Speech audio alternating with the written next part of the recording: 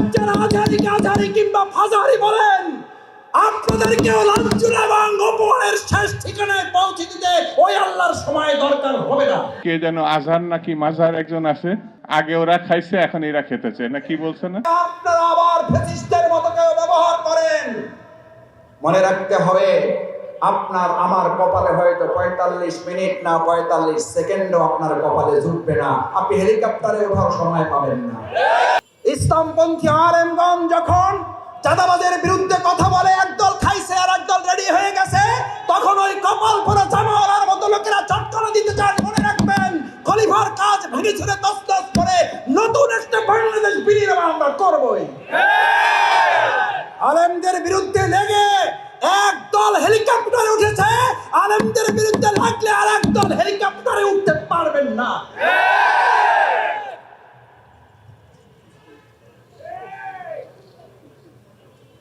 আল্লাহ তাআলা আলেমদেরও দেখেন, জালিমদেরও দেখেন। আল্লাহ তাআলা আলেমদের সাহায্য করেন আর জালিমদেরকে সাহায্য করেন। সুতরাং আলেমদের বিরুদ্ধে অবস্থান নিয়ে কেউ জালিমের কাতারে যাওয়ার চেষ্টা করবেন না, পরিণতি কারো ভালো হবে না। সে যদি শফিকুল ইসলাম মাসুদ হয়, শফিকুল ইসলাম মাসুদের পরিণতি তার চেয়ে ভয়াবহ। কারণ আলেমেরা কথা বলে জনগণের কল্যাণের জন্য, ইসলামের জন্য। আলেমদের সম্মান করতে শিখুন, নামকে বিকৃত করা থেকে বিরত থাকুন। ফ্যাসিস্টদের এক টাকলা মুরাদ মনে করিয়ে দিচ্ছি, শুধু এই মাওলানা ডক্টর আজহারি হাফেজাহুল্লাহ বলেছিল, ওই যে কি একটা বলে ঠিক না বা ঠিক, এই কথা বলার 2-1 দিনের মাথায় ওর মন্ত্রিত্ব চলে গিয়ে অপমান লাঞ্ছনার কাজ করে আল্লাহকে দাঁড় করিয়েছিলেন। আজ যারা আজহারি কিংবা ফাজারি বলেন, আপনাদেরকেও লাঞ্ছনা এবং অপমানের শেষ ঠিকানায় পৌঁছে দিতে ওই আল্লাহর সময় দরকার হবে না। কি বলেন? আমরা জানি না আপনারা এগুলো বুঝে না নাকি না বুঝে, নাকি শয়তানের পাল্লায় পড়ে বলেন। মাওলানা ডক্টর আজহারি এই বাংলাদেশে কোন দলের সম্পদ নয়, শুধু মুসলিম উম্মার সম্পদ নয়, উনি গোটা পৃথিবীর মানব জাতির সম্পদ।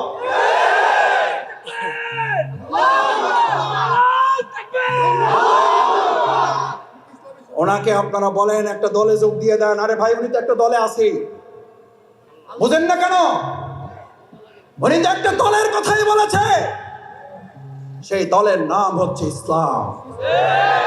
ইসলামের কথা বললে যদি কারো গায়ে আগুন জ্বলে, তাহলে বুঝতে হবে ওটা মুসলিম নামের কলঙ্ক, ইসলামের দুশমন, ইসলামের শত্রুরা হুঁশিয়ার সাবধান।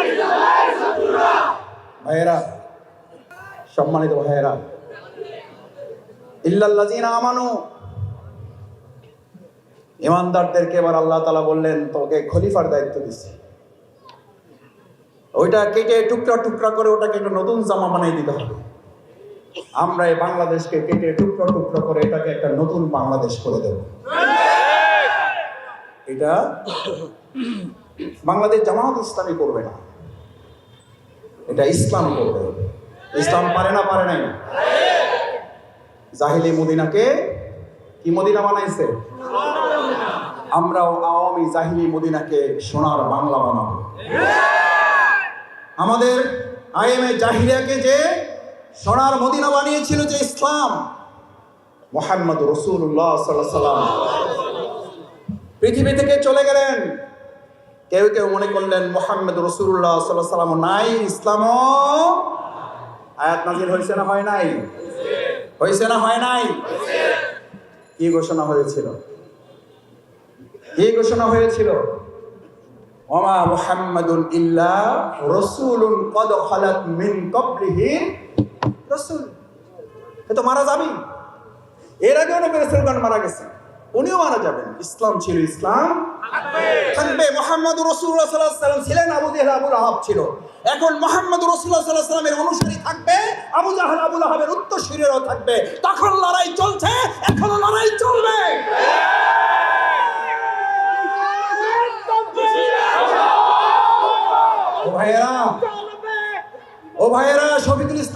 মূর্খদেরকে এখন ফতোয়া দেওয়া হয়। রাসূল সাল্লাল্লাহু আলাইহি সাল্লাম বলেছেন, ফিতনার জমানাটা এরকম, আলেমদের অন্তর থেকে এলম তুলে নেওয়া হবে না, আলেমদেরকে উঠিয়ে নেওয়া হবে কিয়ামতের আগে। তখন লোকেরা ইত্তাখাযান নাস, মানুষেরা গ্রহণ করবে এলেমবিহীন লোকদেরকে, নেতা হিসেবে মানবে মূর্খদেরকে, এবং শুধু মূর্খদেরকে নেতা হিসেবে গ্রহণ করবে তাই বলা হয় নাই। রাসূল সাল্লাল্লাহু আলাইহি সাল্লাম বললেন, কোনো জ্ঞান নাই, তারাও এখন ফতোয়া দিয়ে দিবে। আমরা উত্তরবঙ্গে এক এলাকার ফতোয়াবাজ দেখেছি, একজন মুফতির আগমন ঘটেছে দেখেছি। আমরা পরিষ্কার বলছি, এটা কিয়ামতের লক্ষণ। আপনি যখন ইসলামের ফতোয়া দেন, ইসলামের কোন জ্ঞানের ধারে কাছে না থেকে, তখন জাতিকে ফাদাল্লু আদাল্লু, তারা নিজেরা বিভ্রান্ত, জাতিকে তারা বিভ্রান্ত করে। রাসূলের বাণী, এটা জামাতের কথা বলছি, এটা ডক্টর শফিকুর রহমান ভাইয়ের কোন বক্তব্য আপনাকে শোনাচ্ছি না। ফাদাল্লু আদাল্লু, মুসলিম শরীফের হাদিস। ওরা নিজেরা মূর্খ, ওরা নিজেরা বিভ্রান্ত, এবং গোটা জাতিকে তারা কি করতে চাইবে? করতেছে না? রাসূল সাল্লাল্লাহু আলাইহি ওয়াসাল্লাম হাদিস তো ঠিক হওয়ারই কথা, নিশ্চয়ই। ফাদাল্লু ওয়া আদাল্লু, ওরা নিজেরা বিভ্রান্ত, ওরা জাতিকে বিভ্রান্ত। আলহামদুলিল্লাহ, আলেমরা সেখানে পথ দেখাচ্ছেন। আর আলেমদের বিরোধিতা করা মানেই হচ্ছে প্রকৃতপক্ষে তারা ইসলামকে বিরোধিতা করছে। ভাইরা, এবার খলিফাদেরকে নির্দেশ দেওয়া হলো, তোমার দায়িত্ব হচ্ছে এই, বিসমিল্লাহির রহমানির রহিম, ওয়ামান লাম ইয়াহকুম বিমা আনজালাল্লাহু ফাউলাইকা হুমুল ফাসিকুন ফাউলাইকা হুমুল জাহিলুন ফাউলাইকা হুমুল মুনাফিকুন ফাউলাইকা হুমুল কাফিরুন। আল্লাহু আকবার। এই সব বর্ণনা দিছি আরবি রাওয়ায়াত থেকে। কোত্থেকে জোরে? কোথাকার কথা? কার কথা? ওয়ামান লাম ইয়াহকুম বিমা আনজালাল্লাহ, আল্লাহ যা নাজিল করেছেন, সে যদি নামাজ পড়ে, সে যদি রোজা রাখে, সে যদি তাহাজ্জুদ গুজার হয়, সে যদি দাড়িওয়ালা টুপিওয়ালা হয়, আল্লাহ তাআলা বলছেন ওয়ামান লাম ইয়াহকুম বিমা আনজালাল্লাহ, আমি আল্লাহ যা নাজিল করেছি এটা দিয়ে তারা বিচার ফায়সালা করে না। ও ভাইয়েরা, জিজ্ঞেস করি, একটা দলের মহাসচিব যদি বলেন আমরা শরিয়া মানি না, ইসলামী শরিয়ার ভিত্তিতে দেশ পরিচালনা আমরা বিশ্বাস করি না, ওই দলের ভিত্তিতে যদি কেউ সমর্থন প্রয়োগ করে আর সে সারা দিন রাত নামাজ পড়ে, তার ইবাদত কি কবুল হবে? না। এটা শফিকুল ইসলাম মাসুদের ফতোয়া না, এটা আপনাদের এলাকার মসজিদের ইমামের ফতোয়া না। এই ফতোয়া দিচ্ছেন কে? আল্লাহ।